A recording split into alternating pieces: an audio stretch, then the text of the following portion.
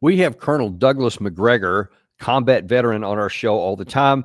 And he's always coming on to speak about whatever the foreign policy issue of the day, whatever the war issue is that's going on at a certain time, whether it's the Russia-Ukraine war or the Middle East conflicts or some of the possibilities for conflicts there, et cetera.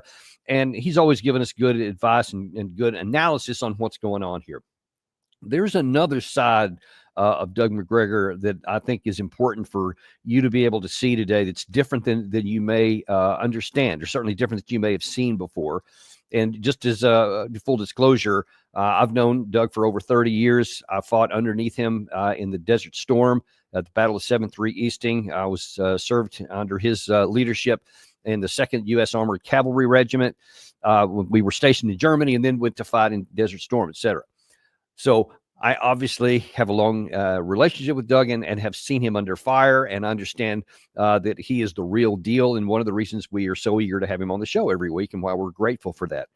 But he produced a video of his own earlier this week that didn't get a whole lot of visibility and a lot of views when it was running. And I thought that is just not acceptable, because the message that he has here is something every American needs to see. Even if you're just only interested in knowing more about Doug McGregor, you're going to enjoy what we have for you here today. But even if you've never heard of him before, this message is one that needs to be seen by every American, because it has to do with our national security. It has to do with what's valuable, what's important, and what's at risk that a lot of people may not realize, because there's a lot of things going on here that are covered over by a lot of happy talk, and there's some risk underneath the surface that's getting closer to the surface, and something that we need to be aware of before it's too late. First of all, I'm going to show you the opening part of his video where he shows you why he's so adamant and passionate about war, because he's seen it firsthand.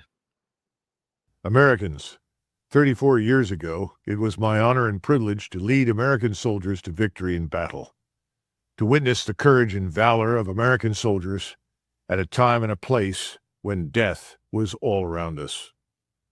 Fortunately, we sustained very few casualties. However, in the years that followed, I watched many of the soldiers I served with pass on, not on foreign battlefields, but on American soil, frequently forgotten by the nation they served. In one case, a major who served with me as a lieutenant in 1993 committed suicide. The memories of the friends he lost in Iraq during a pointless, self-defeating occupation after 2003 were more than he could bear. Yet who today remembers the Iraq War that began in 2003, or that the American military intervention was justified on the utterly false grounds that WMD, that is, weapons of mass destruction, were being built inside Iraq? The conflict took the lives of nearly 4,500 Americans in uniform, not including contractors, of course, and cost $2 trillion. At least 800,000 Iraqi citizens were internally displaced, and several 100,000 Iraqi citizens lost their lives. Tonight, I break my silence, not just for the young officer that committed suicide, but for the wives, husbands, children, and parents who endured the crushing grief of loss, who received a folded flag, and were left alone to trace the name of a loved one on a cold gravestone. You know, Doug McGregor is no pacifist. He's not anti-war. He is actually for a strong national defense. He and I are virtually identical on that path.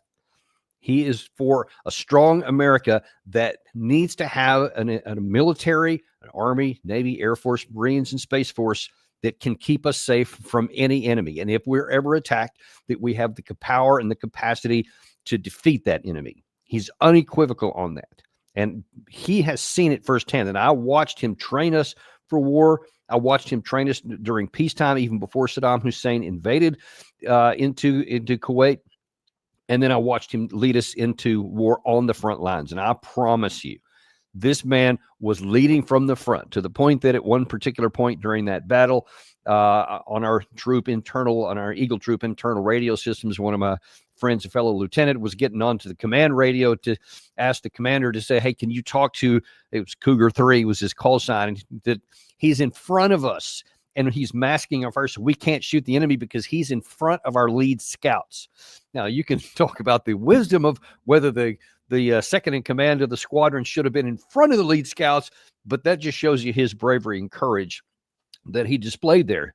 So this man knows about war. He knows history better than anybody I know and can make the proper analogies to go on. So his credibility and credentials as understanding war is almost unrivaled in our country today, because he has not just the education and the knowledge, but he also has the practical experience and the demonstrated excellence on the battlefield. That sets him apart. But he also is not for using that instrument unless it is absolutely necessary. And that's one of the things that distinguishes Doug Macgregor, is that he thinks that war should only be chosen as an absolute last resort. And it's important to finish that sentence, because most people stop it right there as a last resort. And then they get to interpret what that means. Well, if I want certain countries to do this and they don't do it, well, the last resort is war. No, that's not what it means. It's not what it ever meant. It's not what he means. He means that what the Constitution means and what our founding fathers meant was that war should only be chosen as an absolute last resort for our security, for our national defense. And that was further codified in 1973 by the War Powers Act, which specified that only if we are attacked can the president use force, or if he gets a declaration of war from the Congress and everybody gets buy-in to it. But it should never be used, as it so often has in the last several decades, as a policy option of first choice.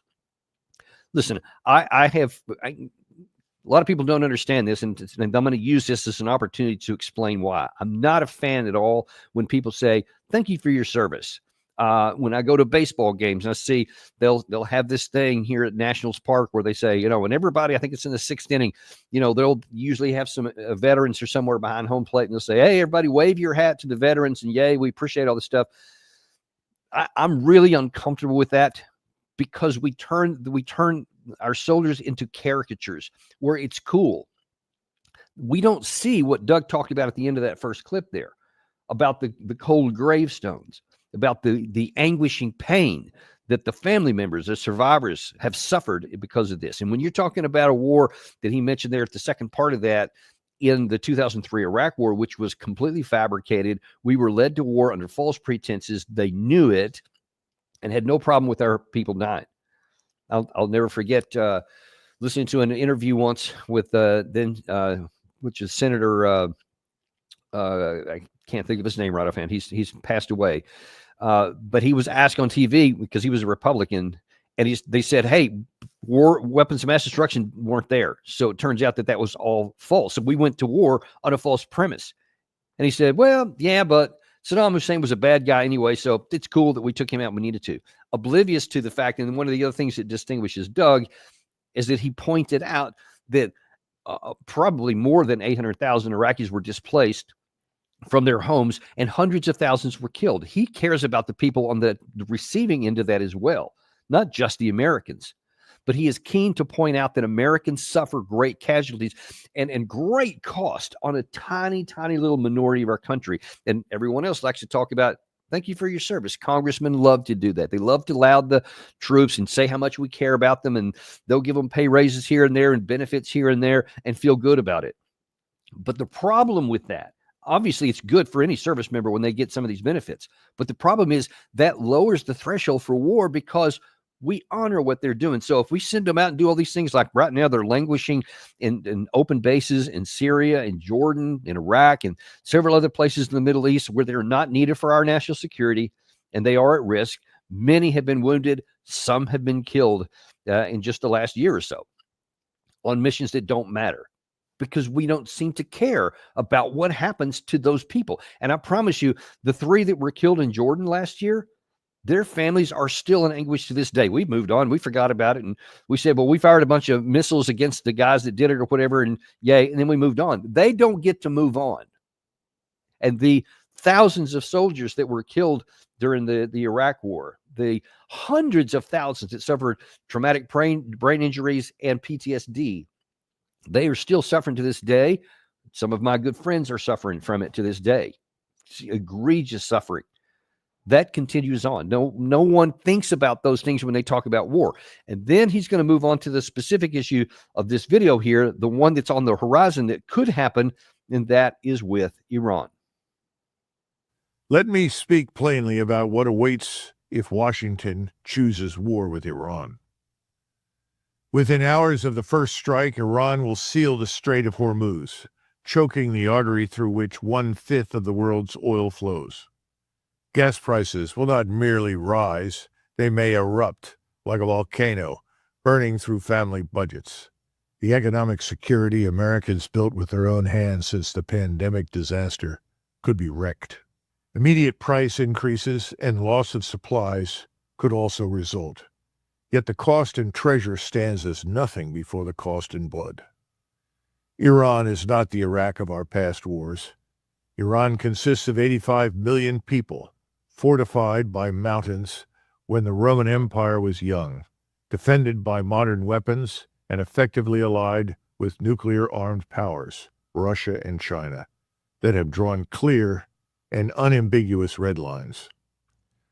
For the first time since missiles stood in Cuba, we face not only the shadow, but the real substance of nuclear confrontation. Not for our country, but for the regional ambitions of a foreign state 7,000 miles from home. We must face the truth that weaker allies often attempt to make their wars our wars. While we assist allies, America's soldiers, sailors, airmen, and Marines should not be sacrificed for territorial expansions that serve no vital American strategic interest. I did not witness war through the PowerPoint slides or sanitized screens in situation rooms, but through bloody fog of war. I tell you with the full authority of my battlefield experience, this war, if it comes with Iran, is not necessary.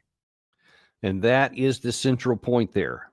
I said earlier, we should only use war when it is the absolute last resort to defend us from attack from someone else. Iran is definitely not preparing to attack the United States. The only reason they would use any of their power with us is if we attack them first. And if we do, as Doug points out, there's a lot of things that they could do in response. Now, many experts will say they wouldn't do that. They wouldn't shut down the Strait of Hormuz because they need their own oil sales. They need to be able to send that out to get their own cars, and they would be cutting off their own blood supply, basically. Maybe that would be the case, but the problem is that we think we know what they would and wouldn't do, and so people are ready to take all this risk. Obviously, Lindsey Graham, Jack Keane, John Bolton, among the biggest cheerleaders for this. Tom Cotton, Senator Cotton, huge war lusters. All these guys do whatever they can to push the issue to get war with Iran. It's not in our interests. We don't need to go to war. Then what does? You heard him mention in there, we should not go to war for some distant country 7,000 miles away. Of course, he's talking about Israel. Israel has been lusting to go after Iran forever. They've been trying to do this for a long time. We've shown you scenes over the last year or so from the likes of the former Prime Minister of Israel, Naftali Bennett, who said this is our once in a 50-year opportunity to go after what he calls the head of the octopus and all these tentacles, etc. We need to go after them. And he even said on one of the shows, we put a clip on there, even if we have to do it by ourselves, we should do it. Well, I don't recommend that. I think it would be a bad idea. But if Israel wants to do that, then that's their prerogative as an independent country. They can choose that, but they don't get to have our armed forces in their pocket. That's what needs to not happen. The United States is not a for rent, should not be a for rent armed services that we give it to one ally to use against their enemy. President Biden did that. He used our military in 2 separate occasions in 2024 to help Israel defend itself, even though Israel had attacked and destroyed an Iranian embassy compound in Syria, which violated every norm and every international law that you can imagine. And then when they responded, and then Israel also assassinated somebody in the streets of Tehran on the presidential inauguration day, somebody they had invited down because Israel considered the guy who was a Hamas leader, they considered him a threat and an enemy. So they chose to attack inside there, something we would never, ever, ever contemplate from any country on the planet, that somebody that we thought was a friend was an enemy of someone else, and that they felt a freedom to assassinate him in Washington, D.C. You know it's true. Even the most fierce advocates for war with Iran would never, under any circumstances, agree that some other country, for their own reasons, which would definitely be in contradiction to ours, that we would say, well, I mean, it was their enemy and the guy wasn't our country, so I guess, whatever. Of course, would never happen. Well, don't expect the Iranians to have a different reaction. And some people think that you can have a limited strike and only take out some of their infrastructure, and that Iran would also respond in a limited way, like they did when the United States assassinated their senior general, Soleimani, like they did in the situation with the Destruction Embassy, and like they did with when Iran had their measured response before. They were limited. And when Israel countered back, they didn't respond back further. They tried to not escalate. Now then there's this belief that, well, they never will. And even if we escalated up and not just hit a couple of targets, but destroy their nuclear infrastructure, that there's not going to be a response. You don't know that. It could be entirely possible that they could do everything that Doug mentioned and even more. There are other options that they could do as well. He didn't even mention the fact that all of our troops in the region there, in Iraq, in Syria, in Jordan, and throughout the rest of the region there, would be at risk of being attacked and killed by Iranians in response. If we go to war with Iran, all of those guys will become vulnerable. So that is by itself is another big reason not to go in there. And listen, I'm all about having friends around the world and allies when it makes sense. But we should never, whether it's Israel, Great Britain, Germany, France, anyone, no country on the planet, should we say, okay, you're threatened by somebody else. You may have a conflict somewhere else, so we're going to let you use our armed forces to fight your battle, and we'll kill the other side for you. No, because that comes at a cost to us. See, these warlusters don't seem to care about the Americans that could lose their lives if this policy is put into operation. They only think, like Lindsey Graham, they only think about how many Iranians they can kill. Of course, they're not concerned about that, unlike Doug McGregor, who actually cares about the people, anyone who would be afflicted by war, and that's why he would only use it in a last resort. But in a last resort, he would not hesitate to bring the crushing hammer down if that's what it was necessary. That's what distinguishes him. These people like Lindsey Graham don't. They don't think anything at all about that. They could care less about the impact on the other side, and they're oblivious to the counter response that would come in return, which has been one of the biggest sins of our foreign policy for decades. We take actions and we don't think there's going to be counteractions in response, and there almost always are. Sometimes they're small, like they have been in all those cases I just mentioned, but you are treading on thin ice if you think they will always be that way and that you can confidently go and take action here and that it'll be minor in response. Because one day it's going to be more than you can imagine. And even if it is small and only some Americans get killed, I'm not willing to risk one American life in the pursuit of fighting somebody else's war, even if it's a good friend like our country has been with Israel or Great Britain or any other friend. I would not sacrifice one American to fight their war. If they want to fight a war, that's their issue. That's their constitution. That's their government. That's their pros and cons and their calculations, however they want to do it. Not ours. We should never be in that boat right there. But too many times that we have been. And then in this last section here, Doug really kind of drives it home and shows why it is so important to Americans that we get this right and what the possibilities are if we get it right. Washington can choose diplomacy over war in its pursuit of a solution. There are many approaches that have yet to be considered. As Lincoln reminded us, ours is a government of the people, by the people, for the people. Let us be the American generation that broke the chain of endless, pointless war, that faced the fierce urgency of peace with the same resolve with which we face the necessity of war. Let us choose the courage of peace over the delusion of unnecessary conflict. Let us choose the wisdom of restraint over the recklessness of pride. Wars occur when vanity and self-delusion lead to the wrong choice. And if we make the right choice, generations of Americans yet to be born will look back and say, here stood Americans who remembered their oath, who honored their Constitution, who chose the Republic over the Empire, and who, in doing so, saved the last best hope on earth. We the people matter. You have all these vested interests at high places in our government, have for decades, that have made it their personal ambition to support this war on Iran. There's been people lusting after this forever. They have something they think to gain from this. And listen, let's just strip away this pretense that, oh, they really care about Israel. And they say, oh, all this stuff that Iran says, death to Israel, death to America. Yes, of course, they do say that. It's a well-known fact, but they don't have the capacity to act on it. Israel does have the capacity to act on it in the other direction. Everyone knows Israel has nuclear weapons. Everyone also knows that Israel has a far better ability to reach out and strike than Iran does. Ergo, they have been, since 1979, constrained and deterred from attacking Israel. So, rhetoric aside, as I say all the time, words matter, but actions matter more.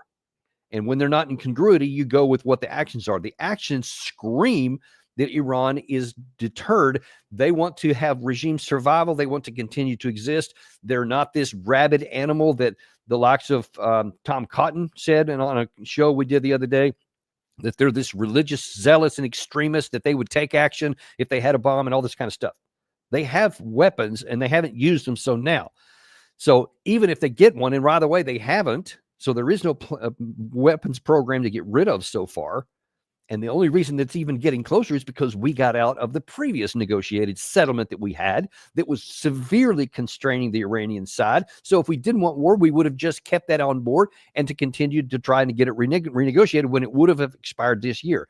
But instead, we got out of it, got rid of all our leverage, and then gave them every reason to continue accelerating their program, which they did. But they haven't crossed that threshold, even according to Director of National Intelligence, Tulsi Gabbard, a month or so ago. So that's where we are right now.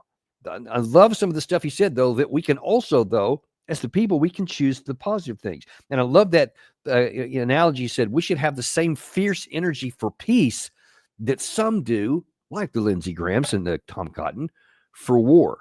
And some are. That's why we're doing this show. That's why we do these things, because we have this fierce energy to prevent unnecessary war, to protect and preserve our people. Doug McGregor values the lives of every American that signs up and serves in uniform. He does not want one life thrown away unnecessarily, even though every one of us understand that we may be called to sacrifice our life if we're attacked and we have to defend our country. We were all willing to do that. But we need to get away from this point to where we are so laissez-faire and casual about the life that we are willing to throw some into this garbage heap to be used in wars that don't have anything to do with our national security, like this one here. He said also this delusion of unnecessary conflict. And man, all the ones we've done here, you can go all the way back to the Somalia situation. We got a lot of people killed there, and the place is about the same today as it was at that time. All that we've done is lose a bunch of Americans, and in the meantime, we've stationed more troops there. We went back after Clinton initially left. All we've done is lose more people, and God only knows how much money we've spent there, and the place is the same as it was before we got there, because you can't impose something from the outside that they're not willing to do on the inside. Libya, obviously Iraq, Afghanistan, Syria, all these things that we've been attacking and doing over the year have all led to disaster for us and hasn't been produced anything of any positive. So we need to defend ourselves, and we need to have a good, strong military.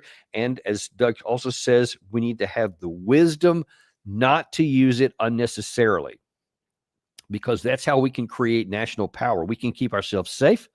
We can deter anybody from taking any action against us. That doesn't mean we can stop everybody from doing something to somebody else in the region if that's what they want to do. And I'm talking any region of the world.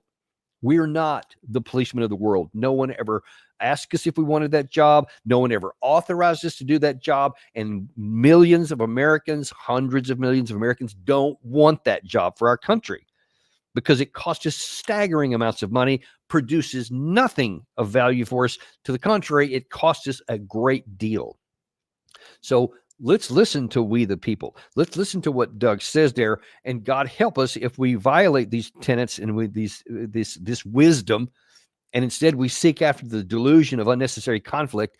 If we ever cross that Rubicon and go to war with Iran, we're going to be in a world of hurt. It's just going to be, we're rolling the dice to hope that we don't have a worse outcome than we had with the 2003 Iraq war, which was a profound cost all on its own. And I certainly hope we don't do that. We've been covering it throughout. Trump is still making some kind of bellicose comments that could go towards conflict, or maybe can just stay in the economic and diplomatic realm. He's asking for terms that I don't think that Iran can give. So the big question is going to be, then what? If they don't agree to dismantle their program completely and get rid of all reprocessing capabilities and get rid of their long-range nuclear weapon or long-range missile capability, which is what many are saying that we're demanding. If we don't get those, then what's he going to do? Because it seems pretty unlikely that that is going to happen, that the Iranian side won't give in to those things. So we don't know where that's going to go, but we do know that there is a blueprint. Doug McGregor's talking about it, and that's one of the reasons I wish he was in power right now. If he was the Secretary of Defense, we'd be in a lot better shape.